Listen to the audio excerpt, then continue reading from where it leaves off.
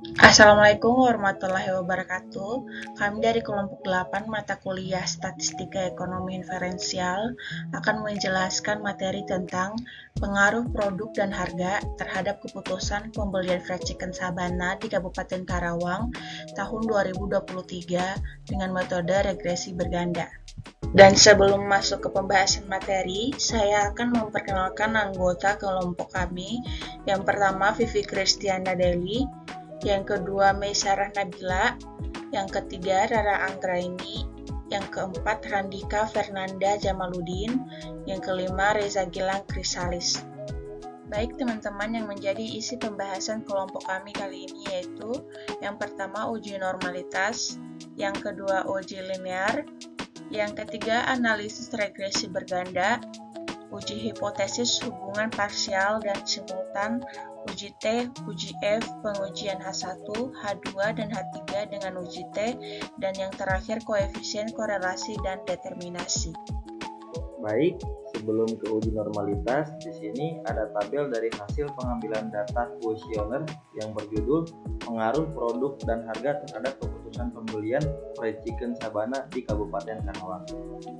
Berikut ini di nomor 1 itu X1-nya itu sebesar 20, X2-nya sebesar 20, Y-nya sebesar 20, X1 dikali Y-nya sebesar 400, itu dari X1 ini 20 dikalikan Y, 20 dikali 20 sama dengan 400, X2 pangkat 2-nya itu 400, itu dapat dari X2 dipangkat 2 kan 20 pangkat 2 itu sama dengan 400. Selanjutnya ada hasil dari X1 dikali X2 itu sama dengan 400. Hasil dari X1 ini 20 sama X2 20, jadi 20 kali 20 sama dengan 400. Selanjutnya itu Y pangkat 2 di sini hasilnya 400, itu dari Y di sini kan sebesar 20 dipangkat 2, 20 pangkat 2 sama dengan 400. Selanjutnya X2 dikali Y sama dengan 400, di sini hasilnya dapat dari X2 di sini kan totalnya 20 dikalikan dengan Y, 20 kali 20 sama dengan 400. Dan selanjutnya di sini ada X1 pangkat 2, hasilnya 400, itu dari di sini X1-nya 20 dikali dipangkat 2-in sama dengan 400. Dan nomor 2-nya itu X1-nya sebesar 18, X2-nya sebesar 17, Y-nya 18, X1 dikali Y-nya sama dengan 324, X2 pangkat 2-nya itu 289, X1 dikali X2 itu 306, Y pangkat 2-nya 324, X2 kali Y-nya 306, X1 pangkat 2-nya itu 324. Selanjutnya di nomor 3, X1-nya itu hasilnya 16, X2-nya itu 16, Y-nya 15, X1 kali Y-nya 240, X2 pangkat 2-nya itu sama dengan 256, X1 dikali X2-nya itu 256, Y pangkat 2-nya 225, X2 kali Y-nya 240, X1 pangkat 2-nya 256. Selanjutnya di nomor 4 itu X1-nya hasilnya 17, X2-nya 19, Y-nya 17, X1 kali Y-nya 289, X2 pangkat 2-nya 361, X1 dikali X2-nya 323, Y pangkat 2-nya 289, X2 kali Y-nya 323, X1 pangkat 2-nya itu 289. Selanjutnya nomor 5, hasil dari X1-nya itu 16, X2-nya 16, Y-nya 12, X1 kali Y-nya 192, X2 pangkat 2-nya 256, X1 kali X2-nya itu 256, Y pangkat 2-nya itu 144, X2 dikali Y-nya itu 192, X1 pangkat 2-nya itu 256, dan seterusnya sampai dengan 30 data. Dan di sini jumlah dari X1-nya itu totalnya 512, X2-nya 492, Y-nya 455, X1 kali Y-nya 7856, X2 pangkat 2 nya itu 8154, X1 dikali X2 nya 8433, Y pangkat 2 nya 7065, X2 kali Y nya 7520, X1 pangkat 2 nya itu 8812. Selanjutnya ke uji normalitas.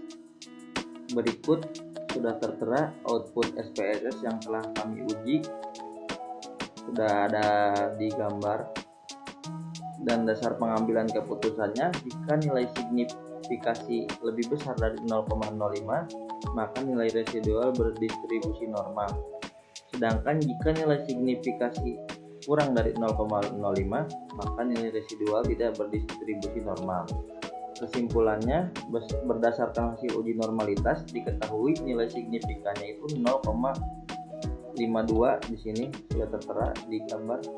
Berarti itu lebih besar dari 0,05, maka dapat disimpulkan bahwa nilai residual berdistribusi normal.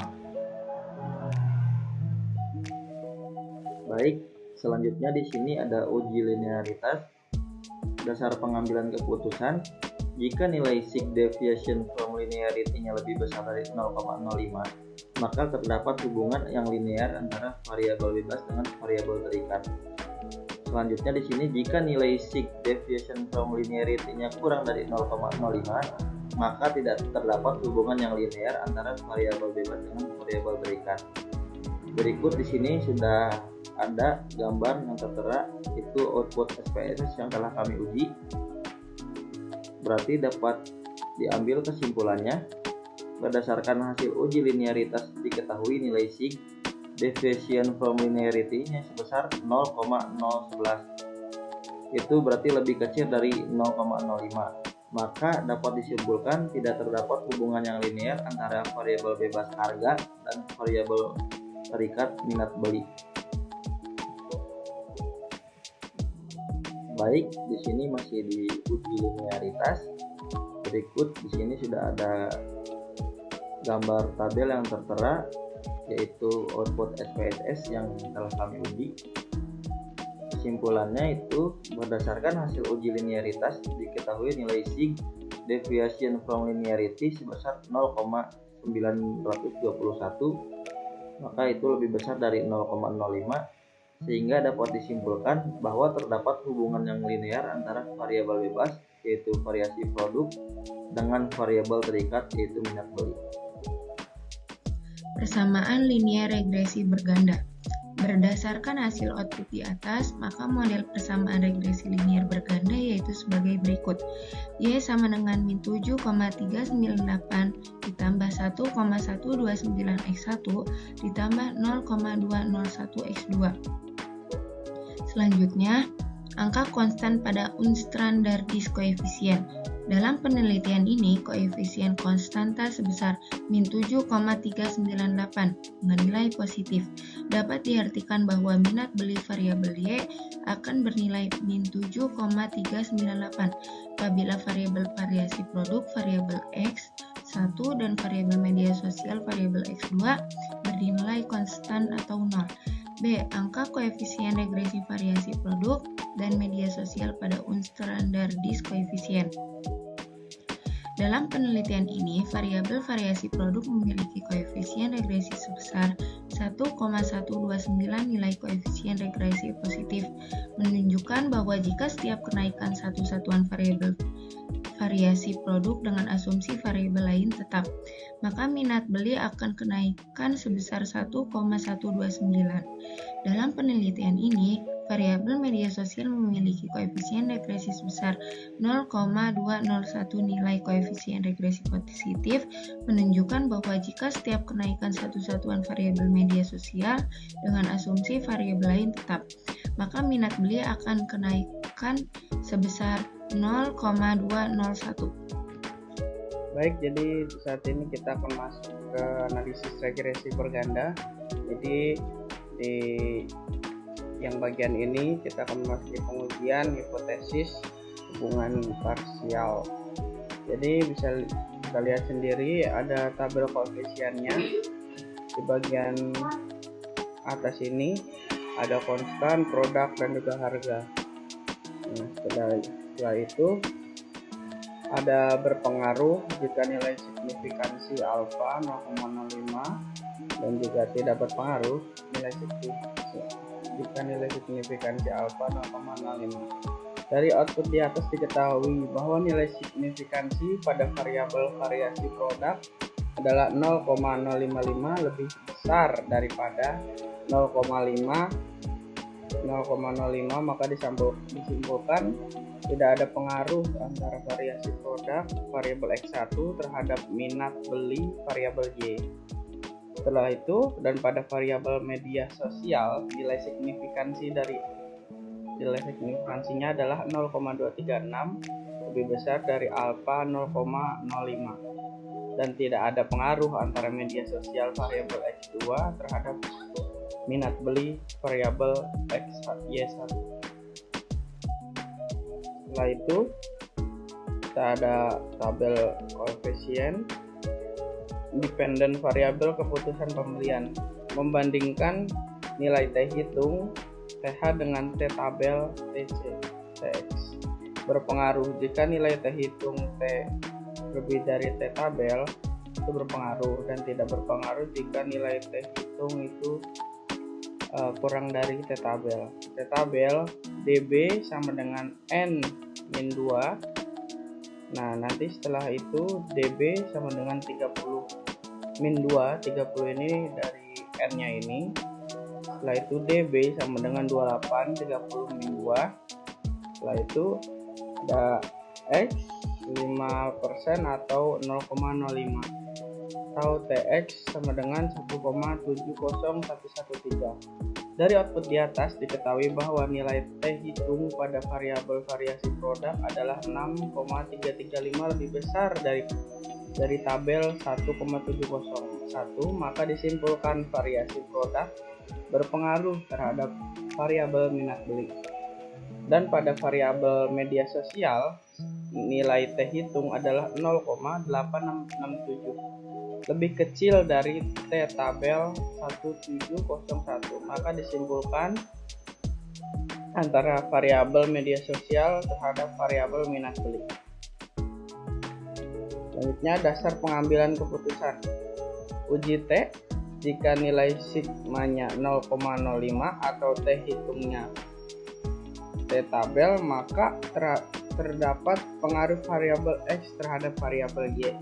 Jika nilai sigma 0,05 atau T hitung T tabel, maka tidak terdapat pengaruh variabel X terhadap variabel Y. T tabel sama dengan T alfa dibagi 2 dibagi N min K min 1 sama dengan T buka kurung 0,02 dibagi 27 tutup kurung sama dengan 2,052. Setelah itu kita akan memasuki uji F. Di uji F ini, jika nilai sigmanya lebih dari 0,05 atau F hitungnya kurang dari F tabel, maka terdapat pengaruh variabel X secara simultan terhadap variabel Y.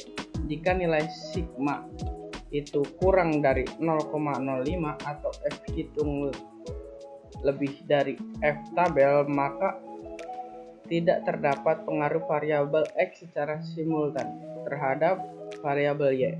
F tabel sama dengan F buka kurung K bagi N min K tutup kurung sama dengan F. Nah, tinggal dimasukin aja, buka kurung 2 dibagi 28 tutup kurung sama dengan 3,34. Terima kasih. B. Pengujian hipotesis hubungan simultan pengujian simultan X1 dan X2 terhadap Y. A. Pengujian hipotesis pertama atau H1 diketahui nilai signifikan untuk pengaruh X1 atau variasi produk terhadap Y atau minat beli adalah sebesar 0,000, lebih besar dari 0,05, dan nilai T hitung 6,335 lebih besar dari 2,052, sehingga dapat disimpulkan bahwa H1 tidak ditolak, yang berarti terdapat pengaruh X1 terhadap Y. B. Pengujian hipotesis kedua atau H2 diketahui nilai signifikan untuk pengaruh X2 atau media sosial terhadap Y atau minat beli adalah sebesar 0,236 lebih besar dari 0,05 dan nilai T hitung 1,212 lebih kecil dari 2,052 sehingga dapat disimpulkan bahwa H2 ditolak yang berarti tidak terdapat pengaruh X2 terhadap Y. Pengujian H3 dengan uji F. Pengujian hipotesis ketiga atau H3 berdasarkan output di atas diketahui nilai signifikan untuk pengaruh X1 dan X2 secara simultan terhadap Y adalah sebesar 0,000 lebih kecil dari 0,05 dan nilai F hitung 30,692 lebih besar dari 3,34 sehingga dapat disimpulkan bahwa H3 diterima yang berarti terdapat X1 dan X2 secara simultan terhadap Y. Selanjutnya, perumusan hipotesis. H1 terdapat pengaruh variasi produk atau X1 terhadap minat beli atau Y. H2 tidak terdapat pengaruh media sosial atau X2 terhadap minat beli atau Y. H3 terdapat pengaruh variasi produk atau X1 dan media sosial atau X2 secara simultan terhadap minat beli atau Y. Terima kasih. Baik, di sini saya akan menjelaskan koefisien korelasi dan determinasi. Yang pertama, koefisien korelasi. Nilai R sama dengan 0,833. Nilai R mendekati positif 1 atau min 1, maka dapat disimpulkan bahwa semakin kuat hubungan atau korelasi yang terjadi di antara media sosial dan variasi produk dengan minat beli. Dari penelitian yang dilakukan menunjukkan hasil data sebagai berikut. Ini menunjukkan bahwa salah satu item yang paling berpengaruh. Koefisien determinasi. Berdasarkan output di atas, diketahui nilai R² sebesar 0,695. Hal ini mengandung arti bahwa pengaruh variabel X1 dan X2 secara simultan terhadap variabel Y adalah sebesar 69,5%. Sedangkan sisanya sebesar 30,5% dipengaruhi oleh variabel lain yang tidak diteliti. Dari penelitian yang dilakukan menunjukkan hasil data sebagai berikut. Ini menunjukkan bahwa salah satu item yang paling berpengaruh.